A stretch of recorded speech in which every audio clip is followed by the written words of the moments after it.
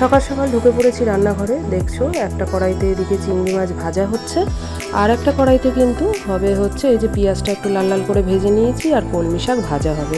আরও অনেক রকমের আইটেম আছে, সেগুলো পুরো ভিডিওটা দেখলে তবেই জানতে পারবে। আজকে কিন্তু একটা স্পেশাল ডে, সেটা বলেই দিই তোমাদেরকে। আমার এক ননদকে আজকে একটু স্বাদ খাওয়াবো, সেই জন্য যতটুকু পারছি অল্প সময়ের মধ্যে করছি, কারণ ছেলেকে সামলে তারপরে তো রান্নাবান্না করতে হচ্ছে।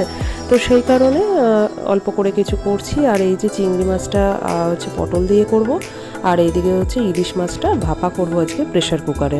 আজকে যাকে খাওয়াবো তার পছন্দ মতোই চেষ্টা করছি সব কিছু করার। সে চিংড়ি মাছ খেতেও খুব ভালোবাসে, আবার ইলিশ মাছ ভাপা খেতে খুব ভালোবাসে। সেই কারণেই চেষ্টা করছি একটু হালকা পাতলাভাবেই যেটুকু করা যায়, কারণ সর্ষে টর্ষে খুব বেশি দিয়ে খেলে তারও সমস্যা হতে পারে। তো সেই জন্য একটু অল্প করেই সব কিছু দিয়ে সর্ষে পোস্ত দিয়ে আমি ইলিশ মাছটা ভাপা করব। আর কি কি করেছি সেটা তোমাদেরকে একটু বলে দিই। দেখো, সবজি দিয়ে ডাল করেছি, 5 রকম ভাজা করেছি, একটু শাক করেছি, আর হচ্ছে এই যে ইলিশ মাছ আর চিংড়ি মাছ, মানে পটল চিংড়ি, আর চাটনি, পাঁপড়, দই মিষ্টি, এটুকুর আইটেমই রেখেছি। তো কেমন হয়েছে আজকের ভিডিওটা অবশ্যই তোমরা কিন্তু জানাবে।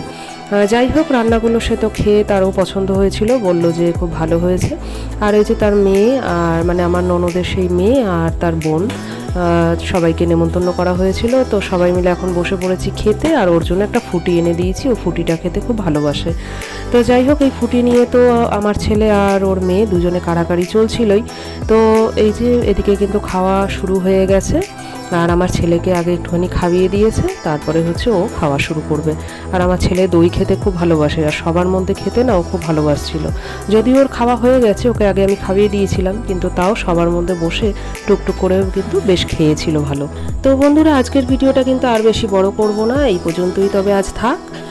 দেখা হচ্ছে আবার নেক্সট ব্লগে। ততক্ষণের জন্য সবাই ভালো থেকো, সুস্থ থেকো, টাটা।